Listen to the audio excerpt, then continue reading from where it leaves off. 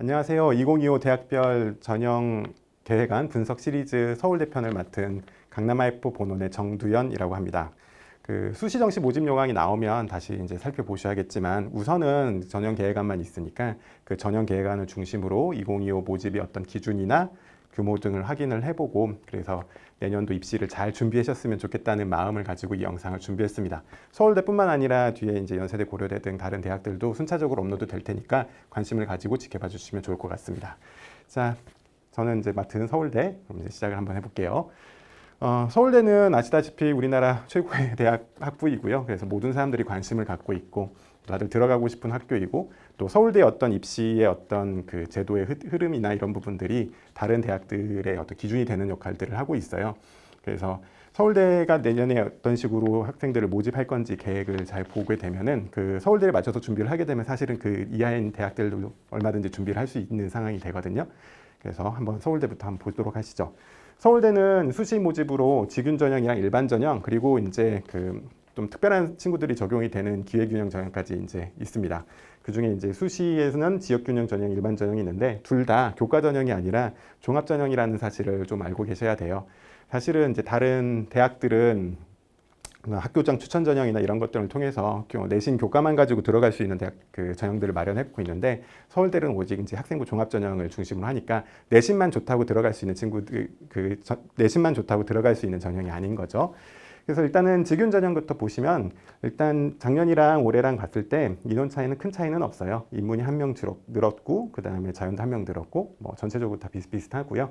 그 다음에 직윤 전형 같은 경우에는 잘 알다시피 학교별로 추천 인원을 2명씩 이제 추천을 하게 됩니다. 보통 뭐 전교 1등, 2등, 2등 이런 친구들이 이제 추천을 받아서 오는 거고 그리고 1단계는 서류를 100%로 봐서 3배수를 이제 선발을 미리 하는데 대부분 그 경쟁률이 3배수에서 조금 이쪽 저쪽인 경우가 많아서 1차는 이제 붙기에는 좀 수월한 편이 많지요.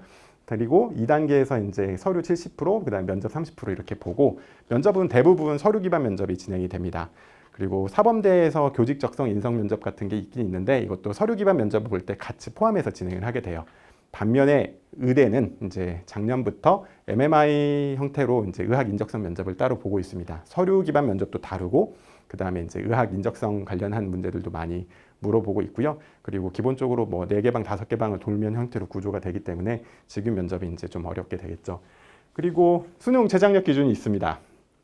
그 인문은 국수 영탐 중 3합7, 자연은 국수 영과 중 3합7 이렇게 맞춰야 되고 과탐 같은 경우나 사탐 같은 탐구 같은 경우에 이제 물어보시는데 두 과목 평균 내야 됩니다. 그리고 소수점 절차도 없으니까 두 개 모두 다 뭐 2등급 나와서 2등급 맞추고 국수형 중에서 이제 두 개 합쳐서 5등급 안에 만들어야겠죠. 물론 서울대를 노리는 수준에서는 그렇게 높은 수준의 최장력 기준은 아니겠지만 수능 공부하고 그다음에 학생부 내신 챙기는 공부하고 약간 성격이 다른 걸로 봤을 때 이렇게 만만한 그 최장력 기준은 아니거든요. 그래서 요거를 이제 잘 맞춰서 준비를 하셔야 서울대 이제 지역균형 전형에 이제 붙을 수가 있겠죠.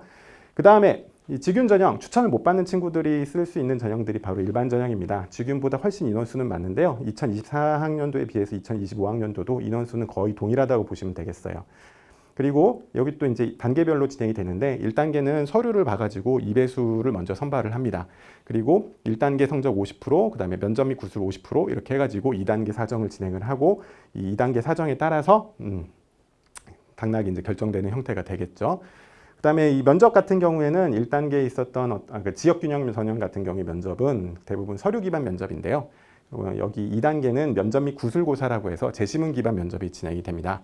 그래서 인문 계열 같은 경우에는 인문학이랑 사회과학을 이제 물어보는 문제들을 이제 풀고 거기를 관해서 대답을 해야 되고요.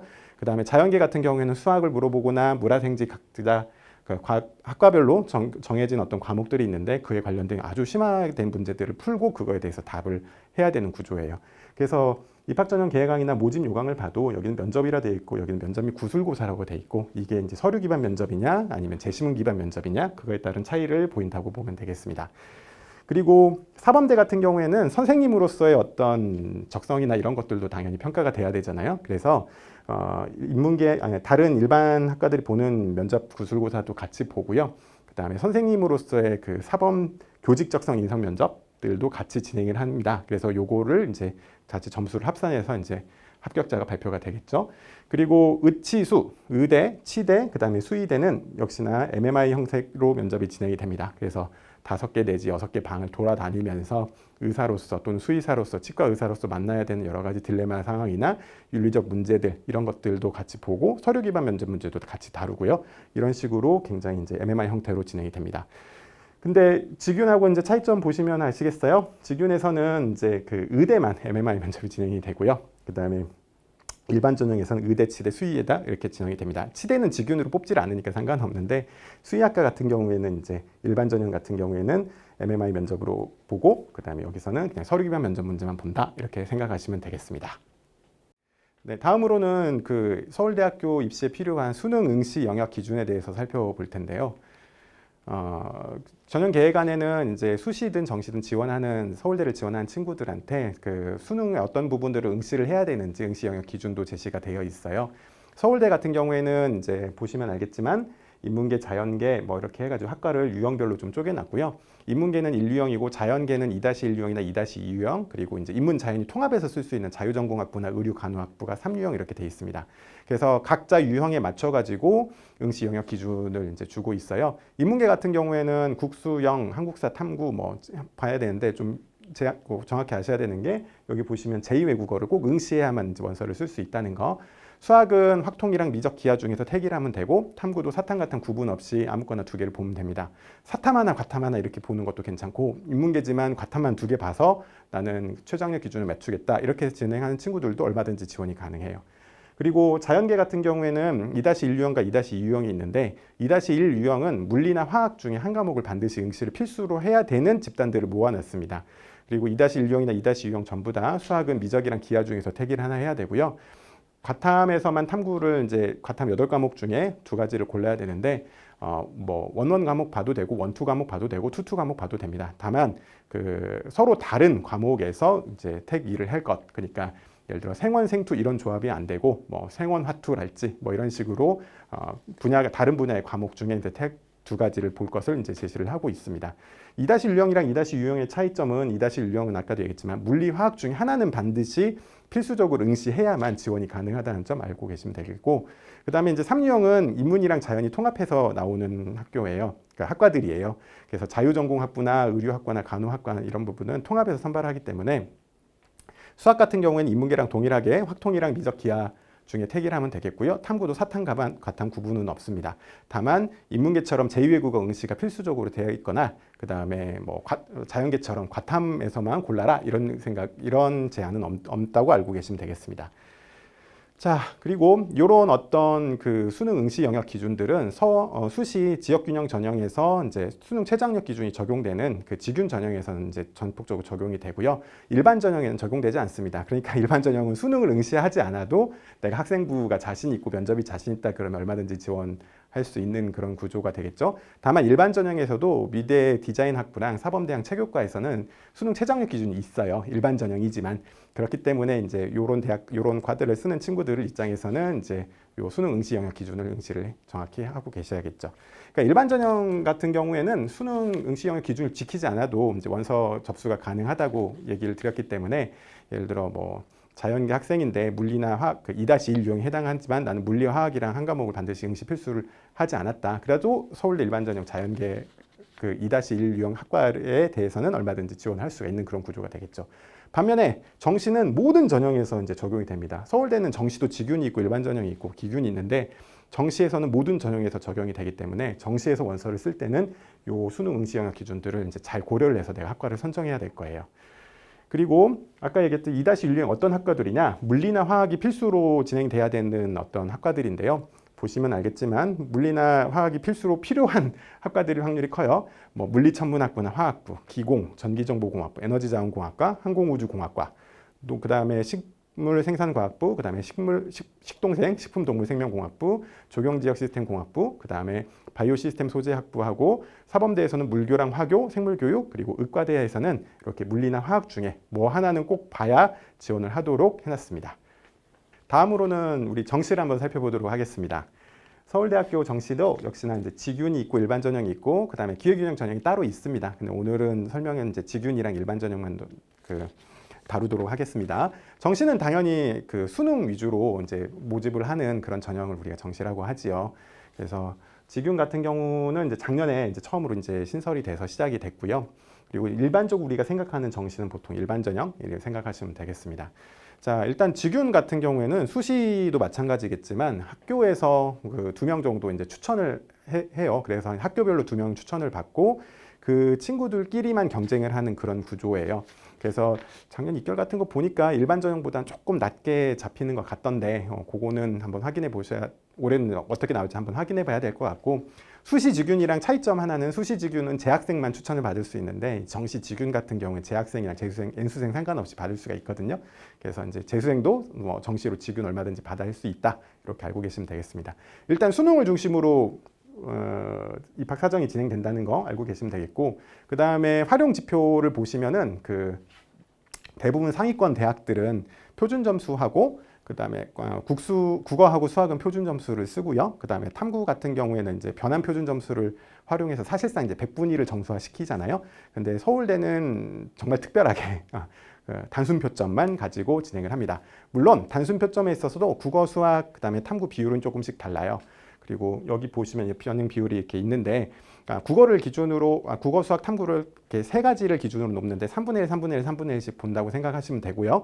기존적으로 이제 국어가 기본적으로 3분의 1이고 수학은 국어에 비해서 20% 가중된 어떤 수치, 그리고 탐구는 20% 감소된 수치를 만들어 가지고 표점을 이제 비교하면 되겠습니다. 그리고 영어하고 한국사, 뒤에 설명하겠지만 제2외국어는 이제 등급별 감점 요소로 작용을 하게 돼요. 그래서 직윤 전형 같은 경우에는 이제 아까도 말씀드렸지만 인문계 같은 경우에는 사탐이랑 과탐 중 어떤 거 봐도 상관은 없거든요. 수학은 이제 미적 기하 확통 중에서 하나 골라야 되고, 그래서 사회하고 사탐이랑 과탐 중에 어떤 것들 봐가지고 이렇게 계산이 될 것이고, 그 다음에 유형 2-1과 2-2점 자연계 쪽이겠죠. 자연계 쪽에서는 국어하고 수학, 그 다음에 탐구 이렇게 보는데 탐구는 과탐으로만 제한이 되어 있다는 점의 차이가 있겠습니다. 여기 보시면 좀 특별한 게 수능만 가지고 들어가는 게 아니라 교과가 40% 정도 반영이 되잖아요. 요거에 대해서는 좀 뒤에서 이제 설명을 하도록 하겠습니다. 그리고 일반 전형 같은 경우에는 역시나 이제 모집 인원은 거의 작년이랑 대동소이해요. 그리고 특별하게 큰 차이점은 없겠고요. 전형 방법은 이제 직윤은 무조건 이제 일괄 사정을 하지만 일반 전형 같은 경우에는 단계별로 이제 입학 사정을 전형을 진행을 합니다. 그래서 1단계로 일단 2배수를 뽑고, 그리고 1단계를 통과된 학생들에서 교과 점수를 부여를 해가지고 2단계 입학 사정이 진행된다고 보시면 되겠습니다. 반영 비율은 직윤이랑 똑같습니다. 인문계 쪽은 사탐, 과탐 합쳐가지고 어떤 거 봐도 상관없으니까 이렇게 돼 있고, 그 다음에 자연계 쪽은 과탐만 놓고 보는 쪽이 있고요. 아까 얘기했지만 유형 3에 해당하는 자유전공 학부 같은 경우에는 사탐이든 과탐이든 뭐든 상관없이 볼 수 있겠습니다. 물론 여기도 수능 응시 영역 기준이 그대로 적용이 되니까 인문계 같은 경우에는 제2외국어를 꼭 필수적으로 응시해야 지원 자체가 가능해요. 그리고 자연계 같은 경우에는 탐구를 서로 다른 과목에서 조합을 이렇게 찾아야 된다는 거, 그것도 알고 계셔야 되고요. 근데 일단 가장 중요한 부분은 수학이 국어보다 20% 가중된 형태로 반영되니까 수학을 점수를 높으면 높을수록 좋겠죠. 그리고 탐구는 20% 이제 감소해가지고 점수가 표준 점수를 계산을 하거든요. 그래서 수학을 잘 보고 그다음에 탐구에서 조금 점수가 약한 친구들한테 유리할 수밖에 없는 그런 구조입니다.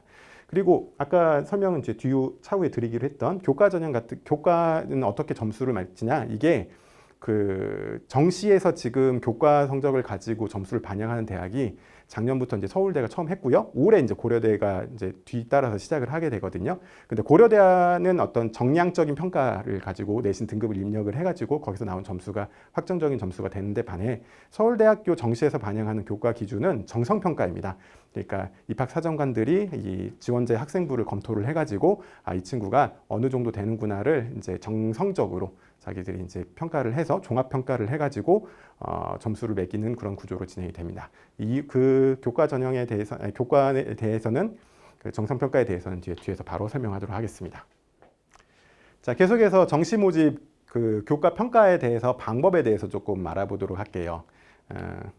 이제 이게 작년에 처음 실시가 돼서 사람들이 엄청나게 많은 관심을 갖고 있었어요. 저도 이제 서울대 이제 지금까지는 정시는 오로지 수능만으로 수능 잘 본 학생들이 가는 거라 생각했었는데, 거기에서 이제 교과를 반영한다고 하니까 특히나 재수생들 입장에서는 굉장히 불리하지 않을까 이런 걱정들 많이 하고 아주 관심을 갖고 지켜봤는데요. 일단은 이런 형태로 진행이 됩니다. 그러니까 이 정시모집 교과평가라고 하는 게 점수를 막 그냥 주는 게 마음대로 자기 마음대로 주는 게 아니라 입학사정관 둘이 A냐 B냐 C냐 그렇게만 판단을 해요. 그래서 요 지원자의 학생부나 서류가 부어진 여기서 지금 설명하는 어떤 항목이나 내용이나 기준에 맞춰서 충분히 그 학업 역량이 평가될 수 있다. 그러면 A, 그리고 중간 정도다. B, 조금 처진다. 그러면 C 이렇게만 주고요. 두 명이 이제 평균적으로 내기 때문에 조합이 뭐 AA, AB, BB, BC, CC 이렇게 5개가 있겠죠. 그거를 이제 점수화 시켜가지고 들어간다고 생각하시면 될 것 같아요. 평가 항목은 과목 이수 내용, 그러니까 어떤 과목을 내가 들었는가? 그 다음에 거기에 나왔는 교과 성취도. 여기에는 당연히 내신 등급도 들어가지만 내신 등급만 들어가는 건 아니에요. 원점수나 뭐 표준 편차나 평균이나 ABC 성취도나 이런 부분들이 종합적으로 고려가 되고요. 그 다음에 세특도 봐요. 교과 학업 수행 내용이라고 해가지고 학생부에는 이렇게 돼 있습니다. 이제 교과목 이수 현황이랑 학업 성적. 등급만 낮은 건 아니에요. 그리고 세부 능력 특기 사항까지 종합적으로 읽어가지고 뭐 자사고나 특목고 같이 조금 한번 이렇게 좀 걸러놓은 학생들이 다니는 그런 학교에서는 당연히 내신 등급 분리할 수밖에 없는 구조잖아요. 그렇다고 해가지고 서울대학교 정시 교과평가에서 분리하냐? 꼭 그런 것만은 아닙니다. 그리고 그 일반고가 그럼 무조건 유리하겠다 이렇게 판단할 수도 없어요. 이것도 어디까지나 정성평가를 하니까. 그래서 평가 방식은 2명의 입학사정관이 독립적으로 평가를 해가지고 지원자 학생부를 이렇게 딱 봐서 A냐 B냐 C냐 자기는 이제 그것만 판단하고요. 그 두 사람의 어떤 평균적인 성적을 가지고 진행을 합니다.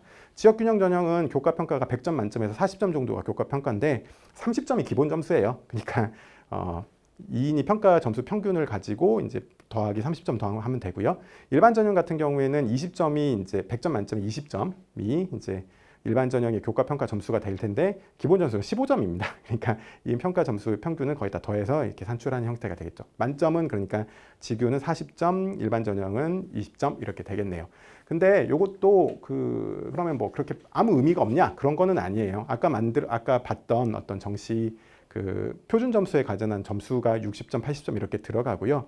100점 만점을 기준으로 이게 들어가니까 직윤 전형 같은 경우에는 10%가 교과평가의 전체 총점의 10%가 교과평가에서 좌지우지가 되는 거고 일반 전형 같은 경우에 전체 그 점수에 이제 5점이니까 5%가 왔다 갔다 하게 되는 거잖아요. 그러니까 이게 굉장히 뭐랄까 극적으로 또는 중요한 기준인 건 사실입니다. 근데 이제 제가 작년 경험해봤더니 이런 것들이 그렇게 막 굉장히 많이 불리하거나 점수를 굉장히 엄격하게 기준을 적용을 해가지고 주는 것 같지는 않았다. 웬만하면 다들 잘 주는 것 같다라는 느낌이 들었어요.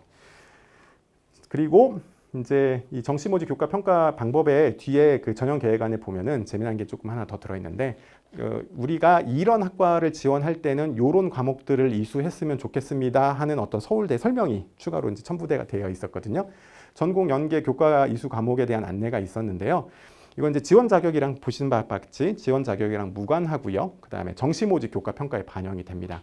그래서 모집 단위별로 핵심 권장 과목이 있고 그냥 권장 과목이 있고 이러는데 당연히 이 권장 과목이나 핵심 권장 과목의 성적이 좋거나 또는 이수를 잘했으면 당연히 높은 평가를 받을 확률이 크겠죠. 반면에 핵심 권장 과목이나 권장 과목을 아예 성적이 나쁘거나 이수 자체를 안 했다 그러면은 그게 이제 부정적인 요소로 작용할 확률이 커지는 거죠. 이거는 한번 꼭 읽어보셨으면 좋겠어요. 서울대 2025학년도 입학전형 시행계획안에 이제 자세히 설명이 돼 있고요. 2024학년도 입학전형 시행계획안이랑 차이점이 있는 과목 학과들만 제가 좀 여기 따로 빼서 설명을 해놨거든요. 사범대 지리교육학과 같은 경우에는 권장 과목으로 한지, 세지, 여행지리 이렇게 있었는데 여기 이제 2025학년도에는 삭제가 됐어요. 그러니까 사범대 지리교육학과는 이제 권장 과목이나 핵심 권장 과목이 아예 존재하지 않는다. 그리고 약대 같은 경우에는 핵심 권장 과목으로 화투, 생투, 그 다음에 권장 과목으로 미적분, 화통 이렇게 잡았었는데 핵심 권장 과목으로 화원, 생원으로 바뀌었고 권장 과목도 미적분은 꼭 하고 확통 대신에 화투랑 생투 중에 뭐 하나 하자 이렇게 이제 기준을 제시하고 있습니다. 식품 영양학과 같은 경우에도 2024학년도에는 핵심 권장 과목으로 역시나 화투나 생투를 제시를 했었거든요. 근데 2025학년도에는 이제 핵심 권장 과목으로 화원, 생원이 들어와 있고 권장 과목으로 이제 화투나 생투 중에 하나만 해도 괜찮다. 그다음에 의류학과도 권장 과목으로 화투, 생투나 확통을 했기를 이제 2024학년도에 제시를 했었는데 2025학년도에는 그 부분이 이제 권장 과목 화원, 생원을 하도록 이렇게 변경이 돼 있습니다. 자, 이게 왜 중요하냐면 서울대에서 그 서류를 정성 평가를 할 때 이런 과목들을 우리가 이 학과에서는 굉장히 중요하게 본다. 그러고 여기에 점수를 잘 받으면 우리가 그거를 어느 정도 어드밴테이지를 주겠다라는 어떤 서울대의 판단이 이제 여기서 엿볼 수 있거든요. 그러면 우리가 교과 정성평가를, 그러니까 서류를 정성평가하는 영역이 정시에서만 하는 것도 아니고 하나 더 있죠. 수시에서도 정성평가를 하잖아요. 수시 서류평가를 하는 데 있어서도 굉장히 중요한 기준이 될 겁니다. 그러니까 이 부분을 정시 교과평가에만 들어가는 영역이라고 생각하지 마시고 서울대 그 수시 지역균형 전형이나 아니면 일반 전형 준비한 친구들도 나의 서류 경쟁력을 높이기 위해서는 이런 부분들, 내가 이 해당 학과를 지원할 때는 이런 부분들을 고려해서 해야겠다라는 거를 꼭 명심해 주시면 좋을 것 같아요. 다음은 서울대학교 정시 그 입학 사정을 하는 데 있어서 그 점수를 내는데 필요한 다른 다양한 요소들을 한번 확인해 보겠습니다. 먼저 확인을 꼭 하셔야 되는 게 이제 과탐 2과목에 대한 가산점이 존재한다라는 거를 알고 계셔야 돼요. 과탐 응시조합 같은 경우 이제 그냥 원을 내가 쳐가지고 서울대 정시를 지원한다 이랬으면은 가산점이 없고요. 한 과목만 2과목을 한다, 1+2 조합으로 간다 이러면 3점의 조정 점수를 부여를 합니다.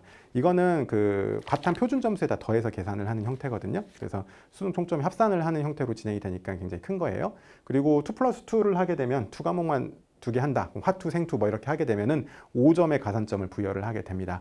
원래 서울대는 정시에서 그 2과목을 하나를 꼭 보는 거를 이제 강제했었죠. 이제 그게 풀리게 되면서 2과목 그 학습을 장려하기 위해 가지고 이렇게 가산점 제도로 운영을 하게 되는데요. 지금 올해 2024학년도 6평이랑 9평 보면 그 과탐 2과목의 어떤 표준 점수들이 원과목 표준 점수로 굉장히 압도를 하고 있잖아요. 거기에다 이렇게 가산점까지 주어지게 되면은 2과목을 잘 보았을 경우에는 굉장히 높은 그 환산 점수를, 정시 환산 점수를 갖게 되겠죠. 그러니까 서울대 입시에 굉장히 유리해지는 부분이 있으니까 이런 2과목 가산점도 꼭 전략적으로 확인을 하시는 게 좋을 것 같고요. 그다음에 두 번째로는 이제 영어는 등급별 감점인데요. 1등급일 때는 이제 감점이 그 수능 점수 평점에서 감점이 없고 2등급일 때는 0.5점 감점을 합니다. 그리고 3등급, 4등급 떨어질 때마다 이제 2점씩 이렇게 쭈루룩 감점을 하게 되는 그런 구조예요. 보시면 알겠지만 그 1등급이면 이제 감점이 먹고 1등급 당연히 받아야겠죠. 다만 그렇지만 뭐 1점 차이로 89점 2등급 뭐 이런 친구들 많이 있잖아요. 그렇게 하더라도 그렇게 감점이 치명적으로 크진 않습니다. 3등급부터는 꽤 높은 그 차이를 보이면서 극한 차이를 보이면서 떨어지는 걸 보면 알 수 있다시피 영어는 그러니까 최소한 못해도 어디까지는 받아라, 2등급 정도는 받아야 된다 이렇게 생각하시면 될 것 같고요. 그 다음에 한국사 등급별 감점 요소인데요. 1등급, 2등급, 3등급 정도까지는 감점이 전혀 없는 거고 4등급부터는 이렇게 쪼로록 감점이 진행이 됩니다. 그러니까 한국사는 3등급 이상, 그러니까 30점 이상의 어떤 점수를 받았으면 좋겠다라는 걸 알고 계시면 되겠고, 마지막으로 그 인문계에 해당하는 부분이겠지만 제2외국어 에 대한 부분입니다. 제2외국어는 1등급은 45점이거든요. 50점 만점에 45점을 받아야 1등급이 되는 거고 2등급은 40점인데 1등급, 2등급까지는 감점이 없고요. 3등급부터는 0.5점씩으로 이렇게 쭈루룩 떨어지게 됩니다. 그래서 이제 제2외국어의 경우에는 40점 이상을 받아야 된다. 이렇게 알고 계시면 되겠고요. 한 가지 좀 더 조언을 하나 해드리면 그 자연계인데 이제 인문계 정시로 교차 지원을 하는 경우도 있잖아요. 수능 응시 기준상 얼마든지 가능해요. 다만 그런 경우에는 꼭 제2외국어를 응시를 해야 되는 부분이고요. 제2외국어도 이제 인문계 학생들은 보통 어느 정도 그래도 준비를 좀 해놓는 경우가 많으니까 어느 정도 등급이 되는데 자연계 학생들이 제2외국어를 완전 노베이스 상태에서 지원을 하게 되면 이 정도 말하자면은 감점은 이제 어느 정도 감수를 할 수밖에 없는 그런 구조가 되겠죠. 다만 감점 구조가 그렇게 크거나 그렇지는 않습니다. 예전에는 막 아랍어 같은 경우가 진행됐던 거는 뭐 표준 점수 굉장히 이제 아랍어 표준 점수를 통해 가지고 여러 가지로 그 입시에서 유리한 부분들을 점할 수 있는 부분들이 많이 있었는데 그렇게 진행되진 않고, 그리고 일단은 서울대 정시를 쓰는 친구들의 제2외국어 평균 등급이 막 그렇게 굉장히 옛날처럼 높거나 그러지는 않아요. 그러니까 어느 정도 대부분 뭐 3, 4등급 정도에서 된다고 한다면 내가 뭐 6, 7등급 맞아도 점수 감점이 그렇게 사실상 크진 않을 수 있고, 뭐 자연계 학생들 같은 경우에 과탐 표준 점수가 사탐 표준 점수보다 높은 경우가 많으니까 그런 걸 통해서 얼마든지 극복할 수 있겠다 이렇게 생각하시면 되겠고, 물론 교차 지원까지 염두에 둔다고 한다면 자연계 학생들이 올해 이제 원서를 지원을 할 때, 내년에 지원을 하게 된다면 수능 원서 접수 때 꼭 제2외국어 응시에도 이제 체크를 하셔서 제2외국어 점수도 받아놓는 게 필요하다는 거 말씀드리고 싶습니다. 네, 이상으로 2025학년도 서울대학교 그 입학 전형 계획안을 한번 쭉 살펴봤고요. 한 가지 당부드리고 싶은 말씀은 이제 제 설명에만 의존해가지고 준비를 하지 마시고 직접 2025 입학 전형 계획안 한번 읽어보셨으면 좋겠습니다. 수험생 여러분들이 직접 읽어보고, 그리고 내년 봄에 이제 발표될 수시 모집 요강 그리고 그 이후에 발표될 정시 모집 요강도 한번 쭉 읽어보셔서 서울대학교가 어떤 기준을 가지고 학생들을 선발을 하고 입학 사정을 진행하는지를 본인 스스로가 정확히 알고 분석하는 시간들을 가졌으면 좋겠어요. 그래야 전략적인 준비나 전략적인 지원이 가능할 겁니다. 그래서 이 부분 하나 당부드리고 저는 여기까지 하도록 하겠습니다. 시청해 주셔서 감사합니다.